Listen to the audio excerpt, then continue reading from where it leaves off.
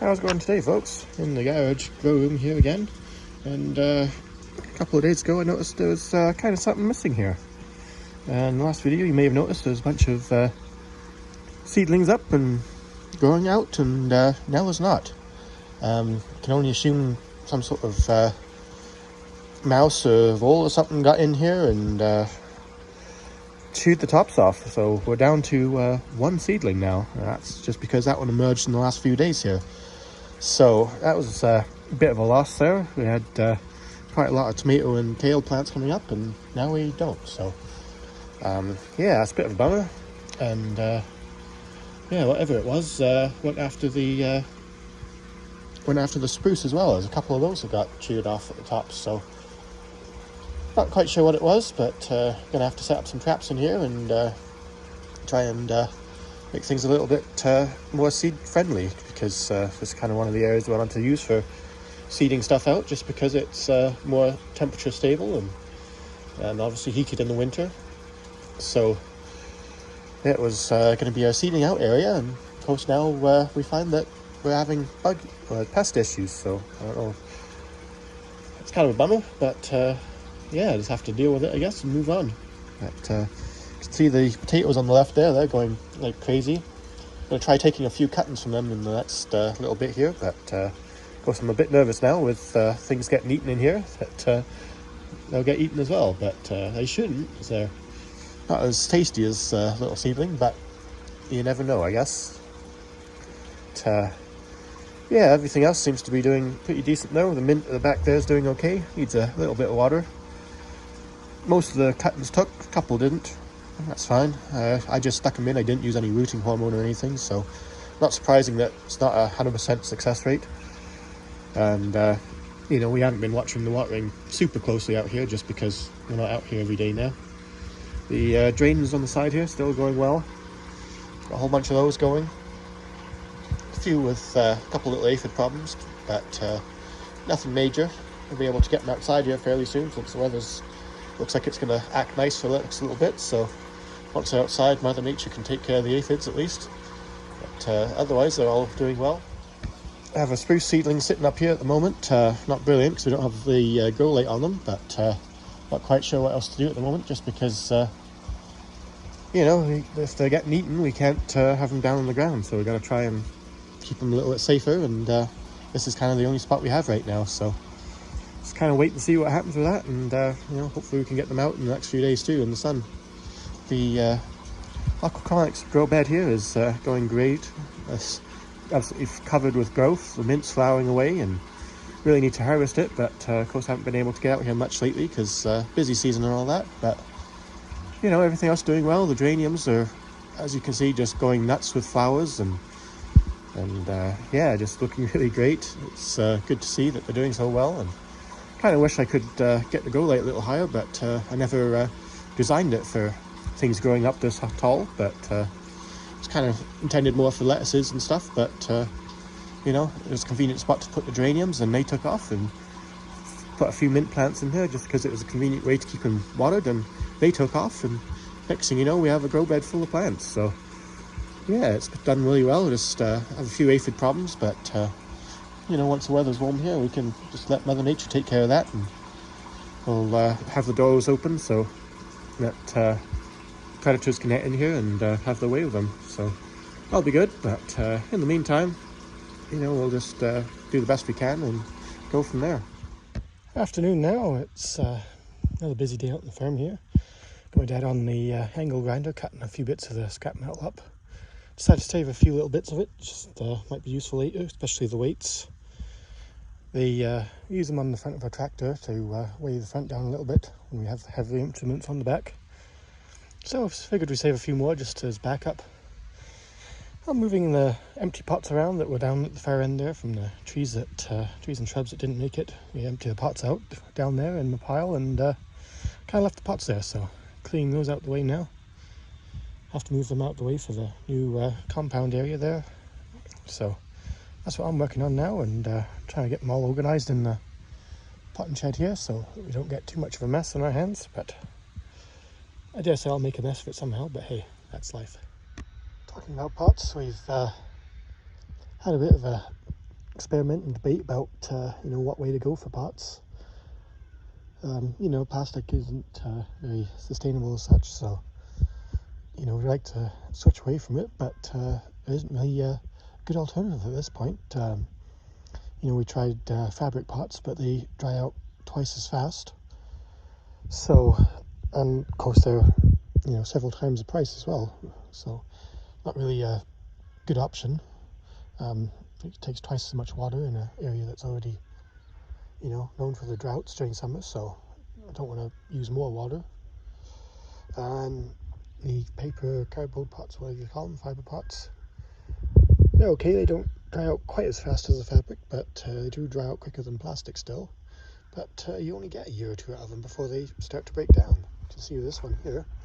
We had it here just for a year and a half, and you know, the bottom's already rotted out. So, I mean, that's not really sustainable either if we're going through pots every year. So, until there's you know, a good alternative, we have to stick with the good old plastic, because that's just what works. And you know, hard to beat the price on them. You know, a little 1 gallon pot wholesale is you know, brand new now is 65, 70 cents, something like that. These used ones were less than that even. So, and for comparison, the fabric pots there, they were a 2 gallon pot, so a little bit bigger, like the ones down here.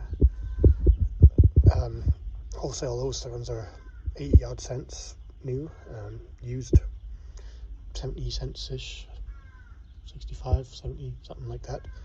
And yeah, the fabric pots new were you know, $4 or $5 each, the cheapest. So that's just not really workable in our pricing model. You know, our prices are pretty darn good compared to the rest of the industry. You know, for the most part, 2 gallon pots have been $15, 1 gallon $10. But you know, going forward, we have to raise that up a little bit. But you know, if you're spending half of your selling price on a pot, you can't do it. You know, you need your costs way lower than that. So until there's something else to use, we just have to stick with plastic, because you know, that's what works here. You know, we need to watch our water use. This is a drought-prone area. You know, for July and August it gets pretty dry. We're lucky to get more than a few thunder showers. So yeah, I gotta conserve water, and plastic's the way to do that. Unfortunately, is not really a better option at the current time. So for everyone who touts there being better alternatives, yeah, in some areas there probably are better alternatives. You know, fabric pots would probably work great in an area that is humid, you know, stays moist most of the year. But here, where it gets so dry, you know, our daily average humidity is in the middle of the day is around 30%. So you know, you just can't keep throwing water on pots all day every day. So you just have to stick with plastic here. But you know, not much else we can do right now. But you know, we keep looking for alternatives, and we'll keep trying them. But until there's something that's as good as plastic and is a reasonable price, you know, we're stuck with plastic. So it's just how it has to be for now.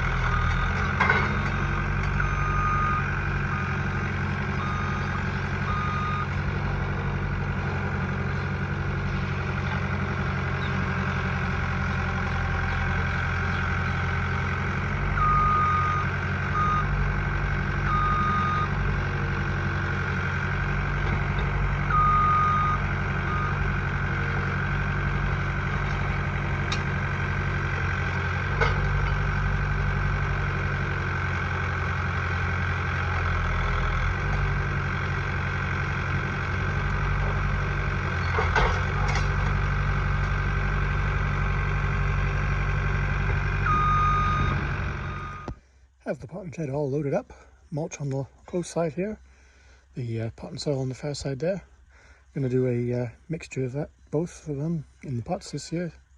Some we'll try with a little heavier mix of mulch, others more potting soil, but good to get it ready to go anyway. Working on moving the scrap pile, figured it was best to get it moved rather than trying to get it taken into the scrap dealer. Bit of a pain to have to move it twice, but you know, better than not getting it moved at all and not getting the compound expanded. So kind of the lesser of the two evils, just moving it a little bit further back there. So not a massive move, but you know, a bit of a pain to do, but we kind of did it to ourselves, leaving it in the wrong spot here. But yeah, at least over there it should be a little more out the way. We moved the bigger stuff with a skid steer, and now I'm just moving some of the small stuff by hand. It's hardly worth using the skid steer to move a few little offcuts of metal sheeting and stuff, so by hand it is. Anyway, better get back to it. Getting there with the cleanup. Still a few bigger sheets of metal to move there. Some chain link, a bit of plywood. Have to clear out a few pots that have trees in that didn't make it. A few bits of garbage, and then the main pile of chain link here. But anyway, making progress, that's the main thing. There's a couple more days left in April here, so hopefully irrigation comes on in the 1st, and you can get underway with a bunch of upsizing and stuff. But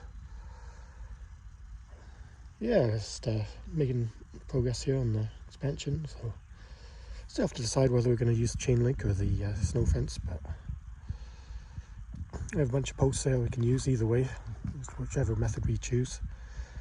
Just going to be a case of whether we have time to get the chain link up or not. There's lots more to do around here as well. Still lots of branches that need cleaning up, especially down in the spaded tree field. I haven't even gotten down there yet to clean up the branches. There's a dozen or so big limbs down there that are blocking access for the skid steer, so need to get them out the way at some point, and need to get upsizing a bunch of potted trees too, shrubs. There's probably a good half of our potted inventory needs to be upsized, so that's quite a big job. But just have to get to the most desperate ones first and go from there. That's all we can really do. It's mainly just me working with the tree farm, and my dad, when he can, you know, he's got more of the low voltage work than I do, so he's been at it way longer, so has way more experience with it. But yeah, he does a lot of work around here too. Just has a bit more work in the other field than I do, so that you know, he's probably around half the time, which is a big help. Couldn't do a lot of stuff without him, because there's a lot of two-person stuff, like loading stuff on the skid steer. You know, it's so much easier with two people rather than trying to hop in and out. But yeah, I could really use some more help around here, but you know, can't really afford to pay anyone, so stuck doing it ourselves until we can get some more income coming, I guess. So bit of a challenge, but that's life on the farm, I guess.